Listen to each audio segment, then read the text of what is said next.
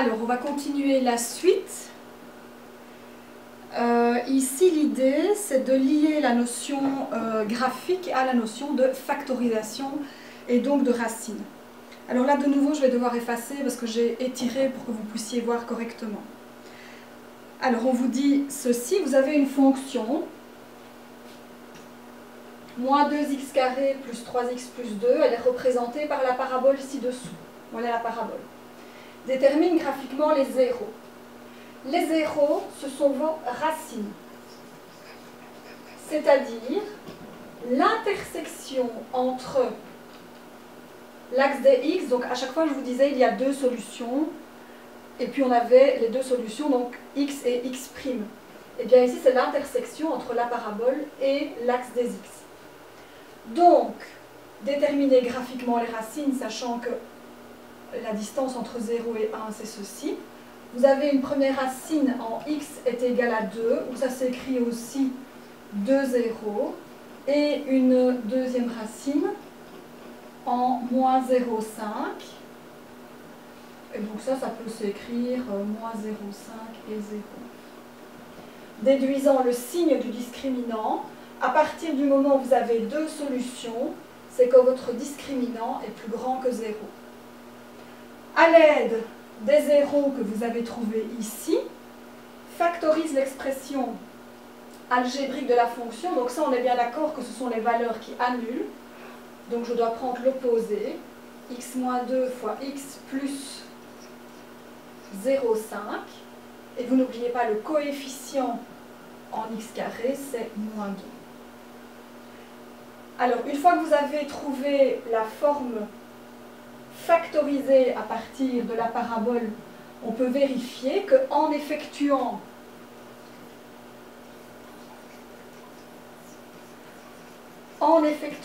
la distributivité, la double distributivité et puis la distributivité du moins 2, vous réobtenez bien ceci. Donc ici, double distributivité x carré plus 0,5x moins 2x moins 1. Et donc, si je redistribue tout, c'est moins 2x carré plus, moins 1x plus 4x plus 2. Et donc, si je groupe, moins 2x carré plus 3x plus 2. Donc là, c'est vraiment la liaison entre la parabole, les racines, la forme générale et la forme factorisée. Je vais effacer pour passer à l'exercice, aux deux exercices du dessous. Et donc là, je rappelle, on est bien dans le cas où vous avez deux racines.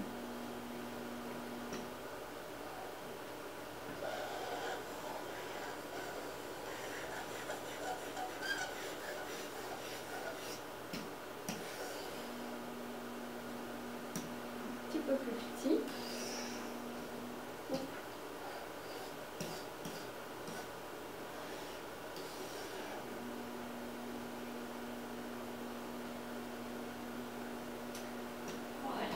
Alors, vous avez la parabole, vous avez la forme générale, la racine, donc le 0, c'est l'intersection entre la parabole et l'axe des x, la voici. Donc le 0 ici, c'est x est égal à 1, qui peut aussi s'écrire 1, 0. Déduisant le signe du discriminant, si vous avez une seule racine, c'est que votre discriminant était égal à 0. Factorisez si possible l'expression. Eh bien, ceci, c'est la valeur qui annule. Donc, x moins 1, attention, élevé au carré, parce qu'on est quand même dans du second degré. Et le coefficient ici, en x carré, c'est moins 2. Donc, forme factorisée, moins 2 fois x moins 1 au carré. On peut également vérifier en réeffectuant le produit remarquable et la distributivité, mais je vous en fais grâce. Et alors le dernier, vous avez la parabole. Et dans ce cas-ci, vous n'avez pas d'intersection entre la parabole et l'axe des x. Donc, vous n'avez aucune racine. Pas de solution. Dans ce cas-là, c'est que le discriminant est plus petit que 0. Et dans ce cas-ci, il n'y a pas de factorisation.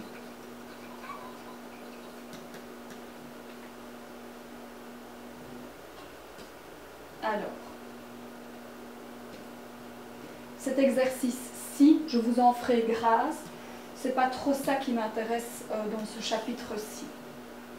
Alors ici, le dernier, la parabole, l'axe des x, on la représente ici contre la fonction x carré plus 1, détermine graphiquement les zéros de la fonction, eh bien je n'ai aucune racine, ou aucun zéro, puisque je n'ai pas d'intersection entre la parabole et l'axe. Donc, vous aurez un discriminant plus petit 0. Vérifie ta réponse en calculant le discriminant. Donc ici, j'ai un A qui vaut 1, un B qui vaut 0, puisque je n'ai pas de X, et un C qui vaut 1. Donc je suis dans du B carré moins 4AC, donc 0 au carré moins 4 fois 1 fois 1. 0 moins 4 égale moins 4. J'ai bien un discriminant qui est plus petit que 0. Factorise si possible l'expression à partir du moment où je n'ai pas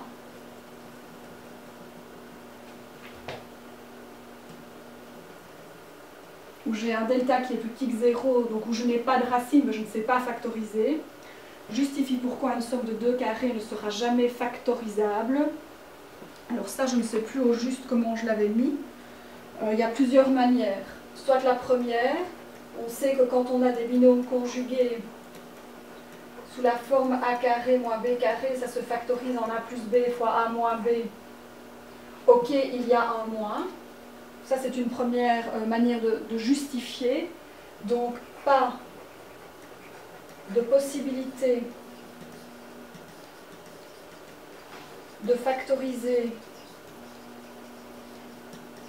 si vous avez une expression du type a carré plus b carré. Impossible.